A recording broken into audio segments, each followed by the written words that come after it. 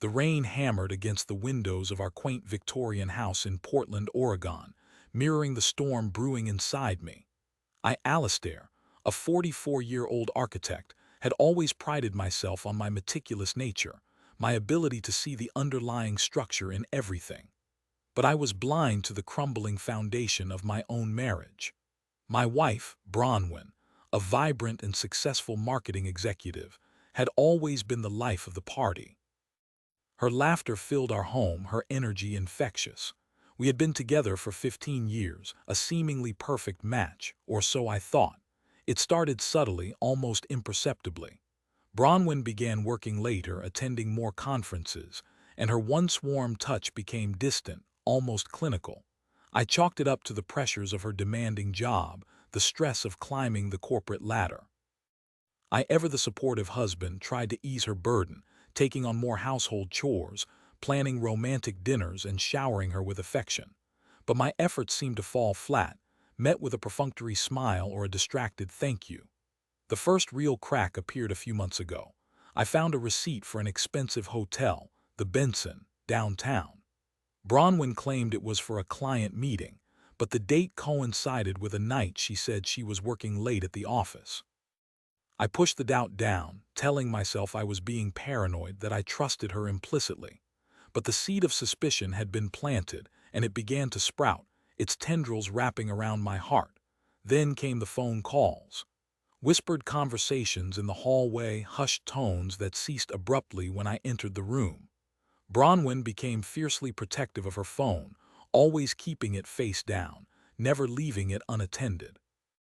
I tried to ignore it, to rationalize it, but the unease gnawed at me, a constant, dull ache in my gut.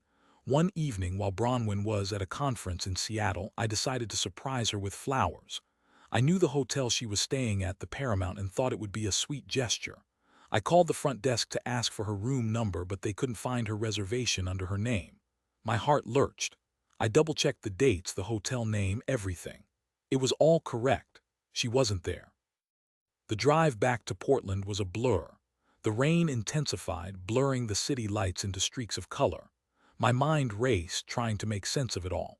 Where was she? Who was she with? And why, back home, the silence of the house was deafening? I paced the living room, my anxiety growing with each passing minute. I couldn't shake the feeling that my world was about to shatter. Driven by a desperate need for answers, I decided to look through her phone. I knew it was a violation of her privacy, a breach of trust, but I felt I had no other choice. I waited until I couldn't bear it anymore, around 3 a.m. I knew her passcode, our anniversary date. With trembling hands, I unlocked her phone and went straight to her messages. My blood ran cold. There, in plain sight, were messages to a man named Ignatius. The messages were explicit, intimate, and undeniably proof of an affair.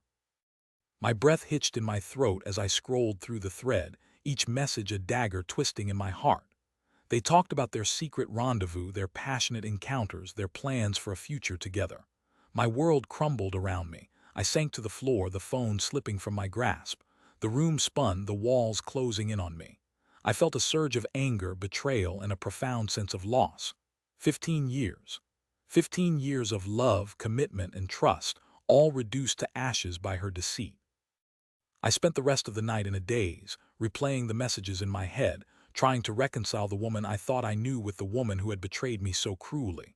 Sleep offered no escape, only a torment of nightmares and fragmented memories.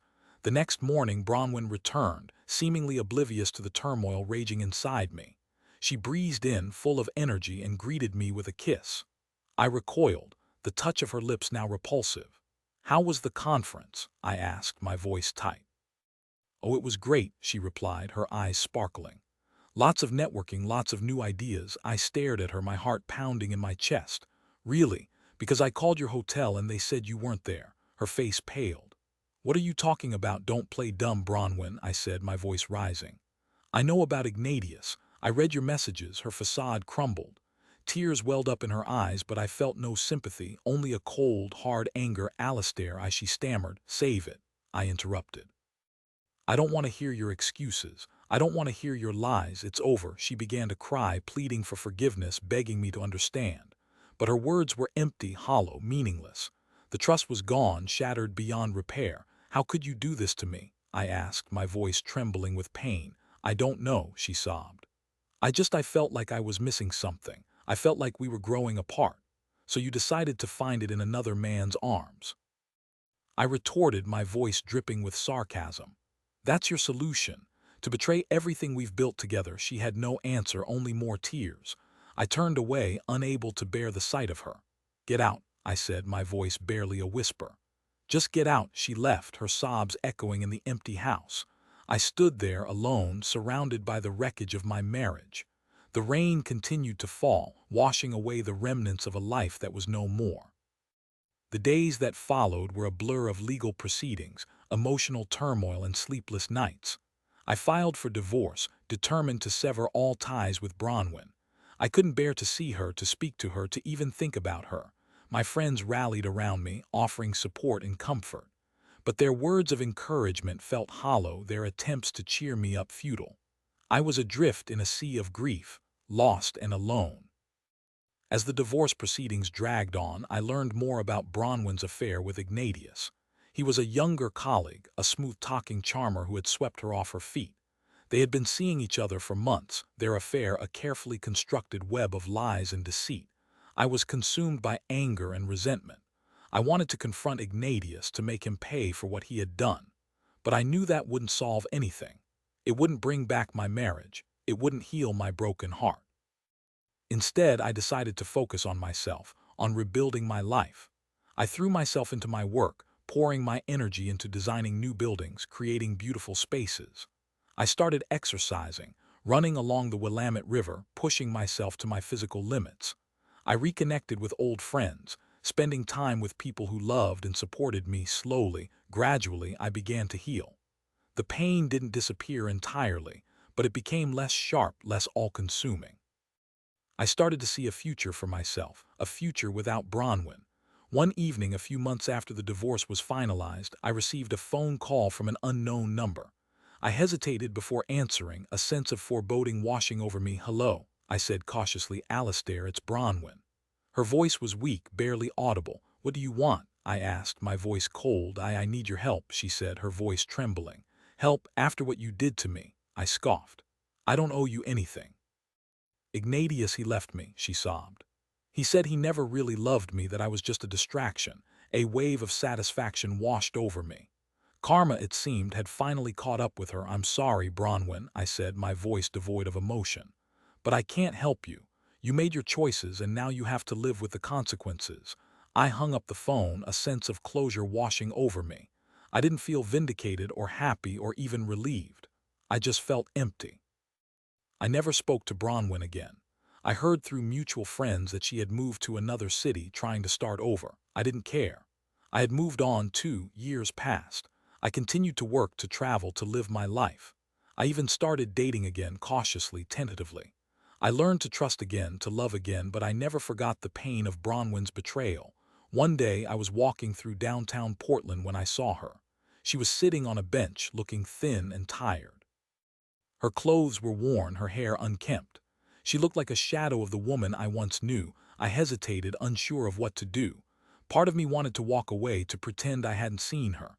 But another part of me felt a flicker of compassion, a sense of shared history. I approached her cautiously. "Bronwyn," I said softly. She looked up, her eyes widening in surprise. "Alistair," she said, her voice barely a whisper. We stood there for a moment, silent, awkward. The years melted away, and I saw a glimpse of the woman I had once loved. "How are you?" I asked, my voice gentle. "Not good," she admitted, her eyes filling with tears. "I lost my job, I lost my apartment, I have nothing." I felt a pang of sympathy, but I quickly suppressed it. She had made her choices, and now she was paying the price. "I'm sorry to hear that," I said, my voice neutral. "But I can't help you, Bronwyn. I've moved on." She nodded, her eyes downcast. "I know," she said softly. "I don't expect you to." I turned to leave, but something stopped me. I reached into my pocket and pulled out $100 bill. "Here," I said, handing it to her. "Get yourself something to eat." She looked at me, her eyes filled with gratitude. "Thank you, Alistair," she said, her voice trembling. I nodded and walked away, leaving her sitting on the bench. I didn't look back. I knew that our paths would never cross again. As I walked away, I realized that I had finally found peace. I had forgiven Bronwyn not for her sake but for my own. I had released the anger, the resentment, the pain. I was free. The rain had stopped and the sun was shining brightly. The city sparkled, full of life and possibility. I took a deep breath, filling my lungs with the fresh, clean air. I was ready to embrace the future, whatever it may hold. I had survived the storm and I had emerged stronger, wiser, and more resilient.